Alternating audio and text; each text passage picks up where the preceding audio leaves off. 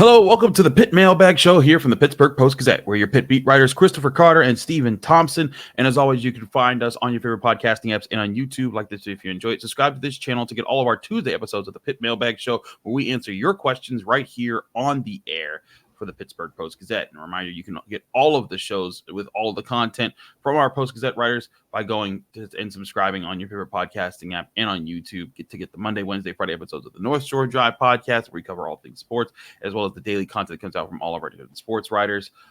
Stephen, basketball season's upon us, but so is another week of Pitt football. We actually have a short week this week because Pitt football plays Thursday night. A lot to talk about there, but Pitt basketball also plays its preseason exhibition tonight. If you're watching to this or listening to this on Tuesday, as Pitt takes on Point Park to kind of get their warm up in here. This is always an interesting time of the year because now we start to see, the football's in full swing. Are they playing well? If basketball can start hot, can they be dual contenders at the same time? Always good to see more sports on the Pitt front. Yeah, we get kind of a taste of the November chaos this week with a basketball game, a midweek football game, and then we'll also get to meet the new athletic director, Alan Green, on Wednesday. So loaded schedule for the both of us, but lots of good stuff going on, and I'm excited to dive into it.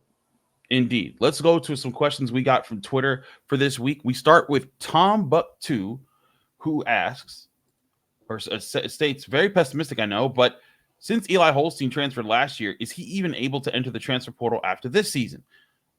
Stephen, I'll start with the basic part answer there. Yes. Players are transferring every year. It doesn't matter what anymore. There's just that's pretty much free reign.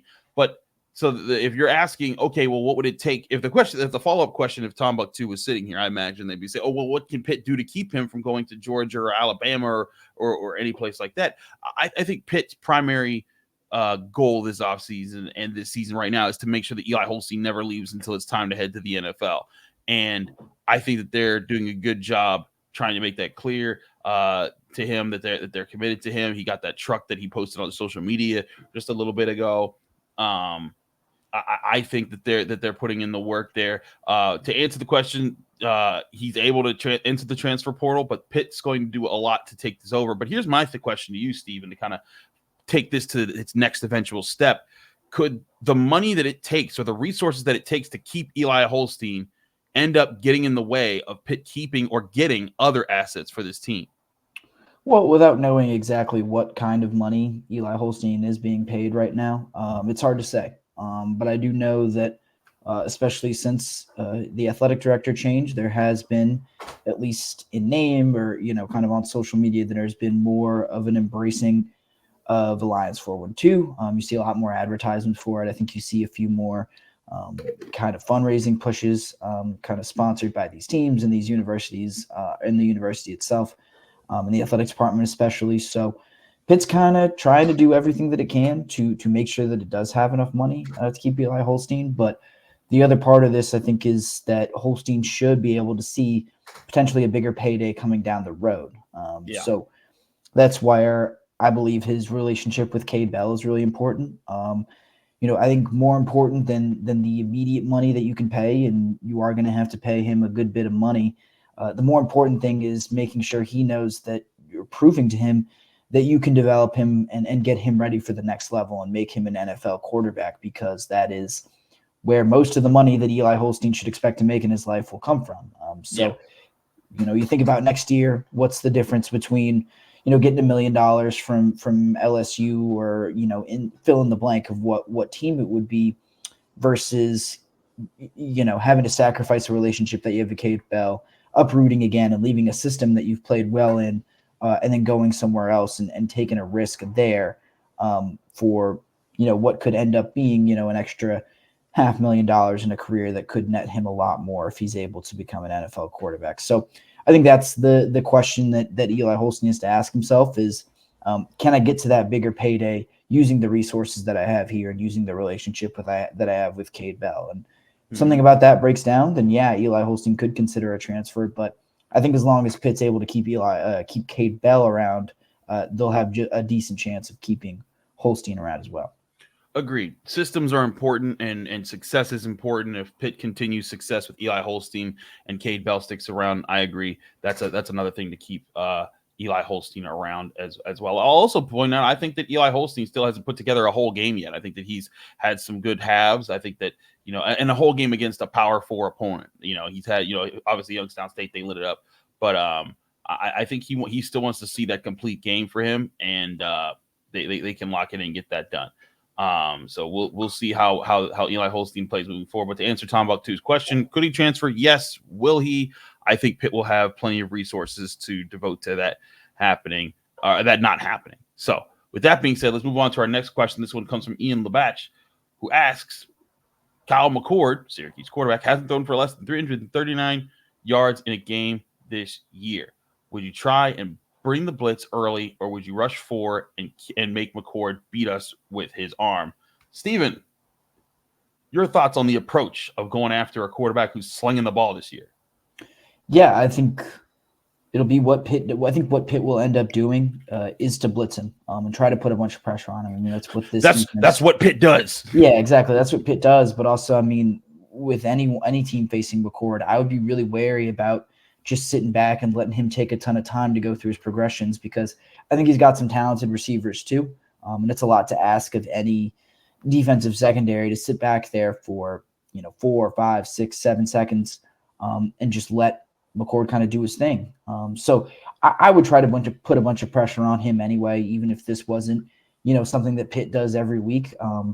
But in the real world, they rely on creating pressure and making some havoc in the backfield. So Pitt should try to rush him, I think, and get him off balance, get him off schedule, and then hope that the secondary can take advantage, and maybe even you can sack him a few times and make him think a little bit more before letting go of that ball.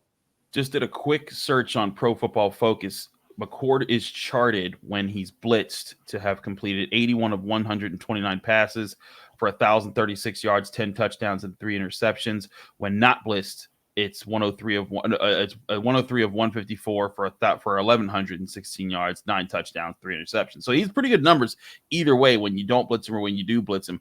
But the key might be getting the pressure, putting him actually under pressure, because the kept clean numbers, he has 16 touchdowns to 4 interceptions, 1,800 yard passing. When under pressure, that number dips a lot down to 332 yards passing, 3 touchdowns, and 2 interceptions. To me, that's the sign that you got to do. It's not just the blitzing. You got to create pressure. You got to put fear in him. And I think if you do that, you can knock the guy off his rhythm. And that's what Pitt aims to do. That's what they try to do to most quarterbacks they face. They blitz, they blitz. They send the heat, and they hope to knock you out, knock you off your path and off your rhythm. And they've done that in some big games, and I think this will be a pretty big game. Yeah, I mean, it would be awesome if Pitt could just get pressure every time with 4 guys, but they haven't proven that they've been able to do that just yet, even as the defensive line does take some steps forward. So I'd bring as many blitzers as you can, as many extra bodies as you can afford against McCord, and make him beat you. He's a really good player, but I think I would put it more on his arm than just kind of letting him sit. I would say I'd put it more on his athleticism and decision making than on just his arm, which is what you're doing if you sit back there and don't send extra bodies against him. Agreed. Get the pressure's the key. However you get it, bring it. Last question here from Drew Merrick. We switch sports now. He says, record prediction and ceiling for Pitt basketball. And considering Pitt football has pretty much exceeded our expectations, I guess we should make note that we understood the football team, but we both have covered this basketball team in previous years. We've seen their growth. There's a lot of excitement about this roster that has a lot of the same pieces, but a lot of new pieces. Well, a decent amount of new pieces as well. We've talked about what we think Pitt basketball's starting lineup will look like. So let's just look at pure predictions here. Steven, do you have a final record prediction, and does that prediction get them into the big dance? Yeah, so they won 22 games last year. They were 22-11 at the end of the ACC tournament. I think even just for the regular season, I think we're looking at something more like 25 wins. So that'd bring them out to 25-7, I would believe. I still think, though, that only really lands them maybe 4th in the ACC, about where they finished last year. I mean, this league is so much deeper than it was a year ago. But the flip side of that is, the fourth team in the ACC this year is not getting left out of the NCAA tournament. I'm absolutely convinced of that. The depth of this league contributes to that, but also there's some top line quality in this league that's really, really strong. So Pitt is better this year. They are deeper. They are as talented as they have ever been under Jeff Capel, which, is really only talking about the last 2 years in particular. But I think the pieces fit together really well on paper. We'll see how quickly they gel. I think that's also a critical point of this, because as you and I, we're looking over the schedule, I think I see a really critical 3-game stretch beginning on November 22nd with that Greenbrier tip-off tournament in West Virginia. You can play LSU, then one of UCF or Wisconsin, and then Ohio State, and then Mississippi State after that. So really this is a 4-game stretch that in the middle, at the end of November and into the beginning of December, it's going to tell you a lot about this Pitt team. There are, probably three NCAA tournament teams in that stretch. I don't think LSU is really an NCAA tournament team, but I think Wisconsin, Ohio State, Mississippi State, and maybe even UCF, who's super talented, could be as well. So how they perform in that stretch, the difference between going 3-1 or 2-2 is pretty big there, and we'll tell you a lot about this team's ability to match up with some of the better teams nationally, not just in the ACC. Certainly, I think we have similar records. I think I said 24-8 in the regular season, so one less win there. But I also have them finishing in the top 4 in the ACC. I also have them. I have them winning a couple games in the ACC tournament this year and definitely making the big dance. I think that there's been enough of a message that they were done wrong last year by a lot of people. Joe Lunardi's even picking them to make the tournament, but in his preseason stuff. So look out world there for Pitt basketball, because I do think that there's that. And I guess to answer the ceiling part of the question, I think their ceiling is if I'm looking at Pitt basketball, I mean, I think their ceiling could be like the Elite Eight. I think that this is a team that can beat you in multiple ways. When you have multiple ways to beat teams, you're very dangerous. And then so that's where I think Pitt has amassed talent to be dangerous, to be able to capitalize. And I think this basketball team is I think they're going to have a pretty good year. Yeah, I am always very wary of making NCAA tournament predictions, especially, in late October, just because that tournament is so volatile. You make a good point that they are going to have different ways to beat you, especially on the offensive end this year. That makes them a much more dangerous tournament team. For right now, I'll say that they are perfectly capable of competing for an ACC regular season title and possibly an ACC tournament title. This team has that level of talent. And they have also, picked 7th in the preseason. That's the highest they've been picked since Jamie Dixon was head coach here. And past 2 seasons, Jeff Capel has outperformed the preseason poll rankings and outperformed them pretty dramatically. I think they were 9th last year, finished 4th, I believe 12th 2 years ago, and finished 5th. So Jeff Capel has, I think, proven that he can make something out of what people might think might not be very much. And I expect him to do that, the same thing this year.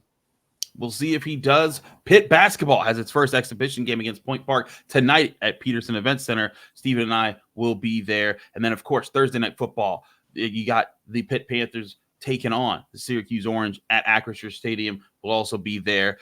Busy week, busy time of the year, but you got to love it there's nothing better than covering sports and getting the chance to watch games as part of your work. So we're not complaining there. It's going to be a fun week. Get all the coverage that you need right here at post-gazette.com at the Pittsburgh Post-Gazette.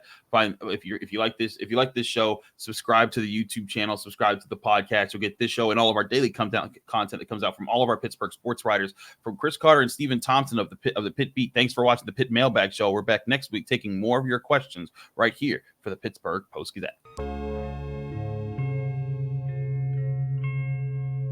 Thank you for checking out this content from Post-Gazette Sports. If you watch this video on YouTube, please like the video and subscribe to our channel. For all of the sports coverage the Post-Gazette has to offer, visit post-gazette.com.